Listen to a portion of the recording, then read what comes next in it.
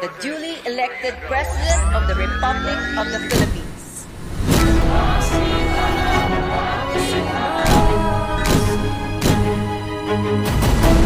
And to Mr. President, express again your power as a people. Proclaim martial law of the Philippines. You disperse the crowd without shooting them. Filipinos will see what is to love and what is to positively feel beauty and love. Therefore, it's nothing more than democracy. I am going back to the Philippines, so be it.